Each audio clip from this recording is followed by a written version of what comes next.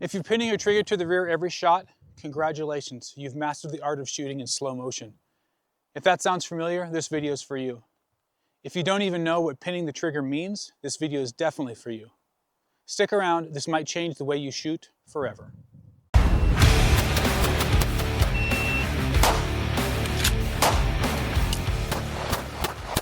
I'm Chris from makeready, and today we're talking about one of the biggest habits that kills your speed and your confidence behind the gun.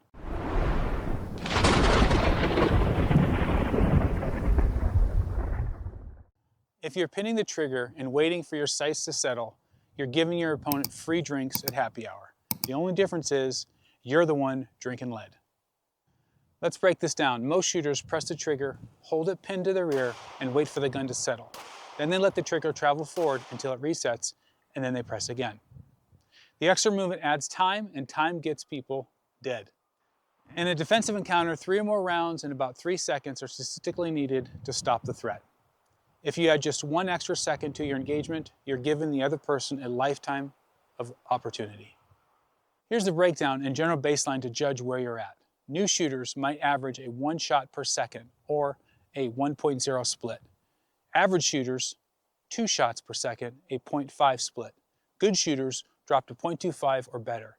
And the elite shooters live between 0.15 and 0.18. That's like showing up at a gunfight with dial-up internet. You're already behind. Your reaction time as a human, just the time your brain tells your finger to move, is about 0.25 seconds on average. So if you're adding more delay because of bad trigger habits, you're literally moving slower than your nervous system can react.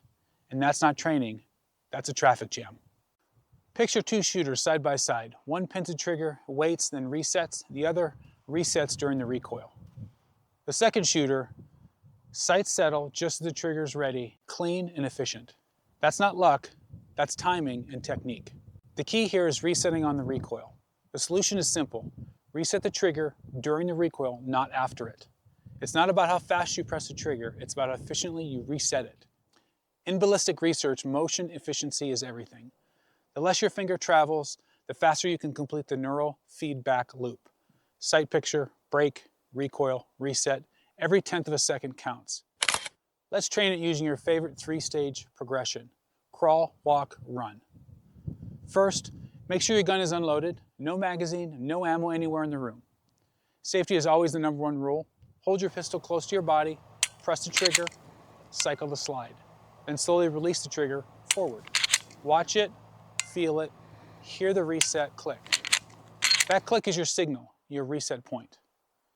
If you're dry firing and your spouse yells, "What's that clicking sound?" just say, "It's science, baby. It's science." Repeat that 10 or 20 times until you can predict exactly when that reset happens. We just crawled, now we're going to walk. Now close your eyes. Yes, seriously, we're talking about kinesthetic awareness. That's the body's ability to know where it is in space without relying on sight. Another way of calling this is proprioception, and it's the same skill your brain uses to find your nose in the dark. We're applying the same principle to trigger control. Do another 10 to 20 reps, eyes closed, and focus only on the feel. We crawled, we walked, now we're going to run. Now here's where it comes together. Cycle the slide while simultaneously releasing the trigger to reset. Done right, you should hear only 1 single click. Not a reset and then a click.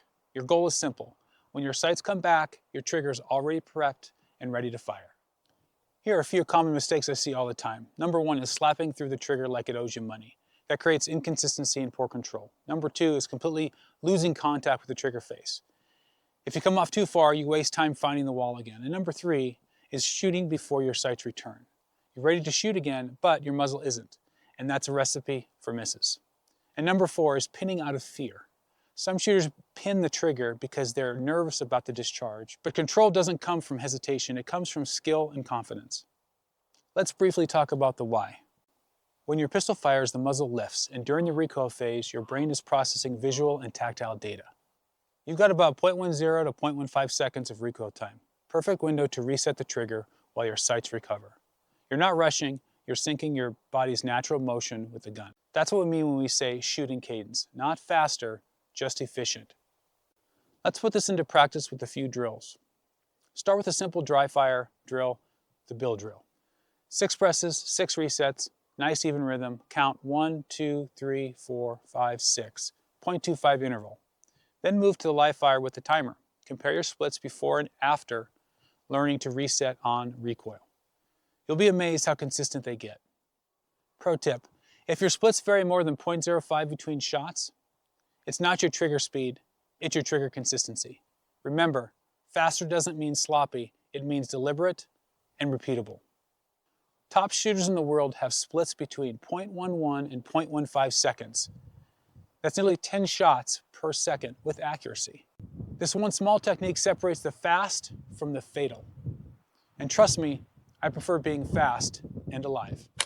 Want to make this second nature? Join our next makeready class, where we'll drill this skill until it's automatic muscle memory. We'll get your hands on dry fire reps, live fire timing, and real-world defensive application. I'm Chris from makeready, and as always, be well, be safe, and keep training.